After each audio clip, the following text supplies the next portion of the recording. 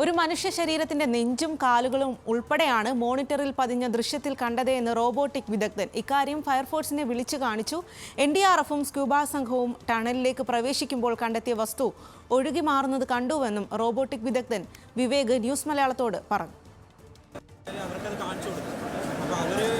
അവർക്കും അതേമാതിരി തോന്നിയതുകൊണ്ടാണ് ഇതിലേക്ക് ഇറങ്ങി പരിശോധന ആരംഭിച്ചത്. പക്ഷേ ആ മൂവ്മെൻറ്റിൻ്റെ ഇടയ്ക്ക് തന്നെ അവരൊക്കെ എത്തുന്ന ആ ഒരു ടൈം ലൈനിൽ തന്നെ നമ്മുടെ അടുത്ത് നിന്ന് ആ വിഷ്വൽ ദൂരേക്ക് പോയി, ആ ഒബ്ജക്റ്റ് ദൂരേക്ക് പോയി.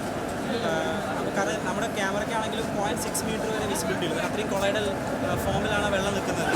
അതുകൊണ്ട് 0.6 മീറ്ററിൽ ഒരു ഒബ്ജക്റ്റ് ഉണ്ടെങ്കിൽ അതിന് പിക്കപ്പ് ചെയ്യാൻ പറ്റുള്ളൂ. അപ്പോൾ അതുകൊണ്ട് തന്നെ അത് കഴിഞ്ഞപ്പോൾ നമ്മുടെ ക്യാമറയുടെ വിസിബിൾ സോണിൽ പോയി. പിന്നെ ഫയർഫോഴ്സ് ആ ഒരു ഏരിയയിൽ പരിശോധിച്ചു. പക്ഷേ അവർക്ക് പിന്നെ ഒന്നും ആ ഏരിയയിൽ കണ്ടെത്താനും പറ്റി. അപ്പോൾ നമ്മളിപ്പോൾ അത് കഴിഞ്ഞിട്ട് അഡീഷണലി ഒരു സെപ്പറേറ്റ് ക്യാമറ യൂണിറ്റ് NDRFിൻ്റെ ഒരു പേഴ്സണലിൻ്റെ അടുത്ത് കൊടുത്ത് അയാൾ ഹാൻഡിക്യാപ്പ് ആയി അത് ഉള്ളിലേക്ക് പോയി, കുറച്ചുകൂടി ദൂരം കൂടി ഉള്ളിലേക്ക് പോയി. പക്ഷേ പിന്നെ അവർക്ക് ആ ഒരു ഒബ്ജക്റ്റ് റീകളക്ട് ചെയ്യാൻ പറ്റിയിട്ടില്ല. 1-2 ശ്രമം കൂടി അങ്ങനെ നടത്തി. പക്ഷെ എന്നാലും ഒബ്ജക്റ്റ് അല്ലെങ്കിൽ എന്താണ് കണ്ടത് റീകളക്ട് ചെയ്യാനോ